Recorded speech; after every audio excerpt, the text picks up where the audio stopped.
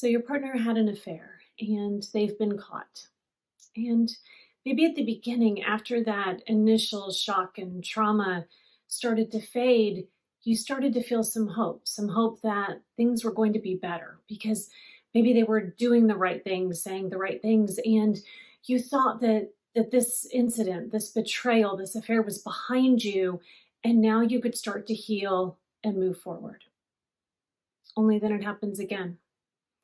And it throws you right back to where you were, only this time, well, that trust and that hope is a little bit dampened because, well, they promised they would never do it again, and yet they have. Experiencing one affair is bad enough. It's like being plunged into hell, but at least once you're down there, you can start to climb yourself up out of those flames. But if you're being repeatedly cheated on, well, that's like living in hell. Any affair damages trust, quite obviously. Yet if they truly have moved on from the affair and they really are committed to making things work, eventually, so slowly, that trust will begin to rebuild. But if instead they are continuing to betray you again and again and again, well, that trust has no time to rebuild. And quite frankly, it shouldn't, because they are not proving themselves to be trustworthy. Continued betrayals also mess with your sense of hope. You so desperately want for things to be different. And that's the only reason, perhaps, that you're staying. Yet with each additional insult, each additional trauma, it becomes more and more difficult to believe that a better future is possible. And so it's this weird space that you're in where you both hope that things will be better, and yet with each passing day, it's harder and harder to believe that they will. And there's this weird sort of dependency upon their actions that can start to develop, because depending upon whether they are actively having an affair or not, if they are actively repenting or not, your emotions are going up and down along with whatever it is they're doing. Your hopes are lifted, your hopes are dashed, your trust is starting to rebuild. Oh, just kidding, never mind. And healing cannot happen when you are in that space. And then there's an even deeper piece to this, one that you might not even be aware of. There might be some embarrassment or shame around all of this for you, as some part of you is asking yourself, why am I allowing this? Why am I letting them do this to me? And one of the things that can happen then is that you're less likely to confide in your support system. And so you're isolated in all of this. You're going through this hell, and you're going through it alone. Now, I'm going to give you some questions that I want you to ask yourself if you are in this situation. But before I do, I just want to make it so clear. This is not your fault that they are continuing to betray you. You are not the reason that they are cheating. They may be trying to twist this and make it your fault, but it is not. There is nothing that you can do to keep them from cheating, and there is nothing that you did or are doing that is making them continue to cheat. Now, that being said, there are still some things that you can do when you are in this situation, even though I know you're probably feeling so helpless right now. And as a place to start, I want you to ask yourself these following questions. And please be honest with yourself. After all, they've been doing enough lying to you. Please don't add to it by lying to yourself.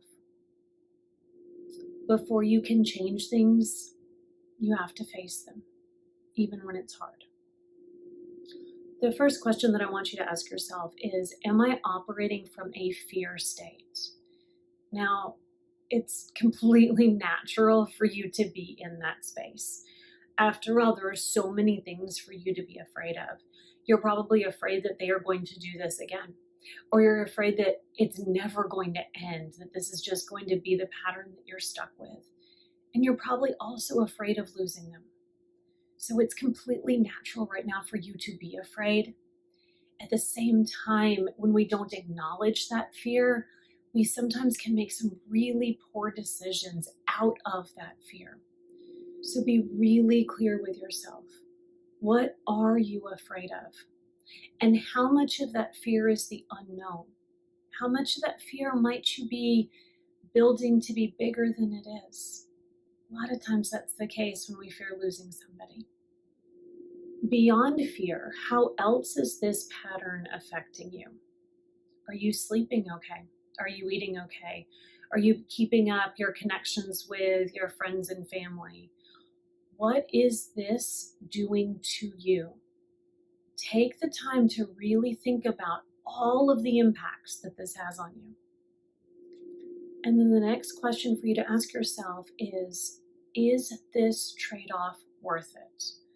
Whatever you are getting from this relationship, whether it be the companionship with this person whom you love, or having them as a parent that is present in the household for your children, or financial security, whatever those benefits are.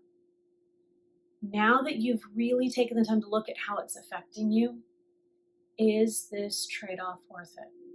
So often we set these boundaries and they become sort of like a sliding scale. It's like, well, I'm only going to allow this much, and then somebody tiptoes just a little bit over, and you let them go that far, thinking that that's it, and then it gets further and further. And this might be that sort of situation where maybe the second affair that you discovered, you were like, okay, I'm going to give this person one more chance, but after that, it's done. But then it happened again, and maybe again. How much more are you willing to tolerate? And because when we're in that emotional and vulnerable state, we don't tend to be very good at thinking and analyzing. We often lie to ourselves just because we're trying to protect ourselves from that pain that we're in. I want you to think about what those boundaries are, whatever they are for you. And I want you to write them down. Put them in a place, a safe place, where if you end up in this place again, you can look at those and evaluate, is this a step too far? Also, if you have a person in your life that you trust, that you feel safe opening up to, sometimes it can be helpful to communicate those boundaries to them. Because then if you end up in that situation where your boundaries have been crossed and you've made the decision, I'm not tolerating this anymore, that person can be sort of your cheerleader. They can help support you as you make those difficult moves. And then finally, one other piece of advice, just to help you gain some clarity in all of this. If this exact situation was happening to somebody that you love and care about, what advice would you give to them? And for those of you that are parents, think about if this was happening to your adult child, what would you tell them to do? Is this what you would want for them? Sometimes all it takes is that little shift in perspective to really help us see what we need to do.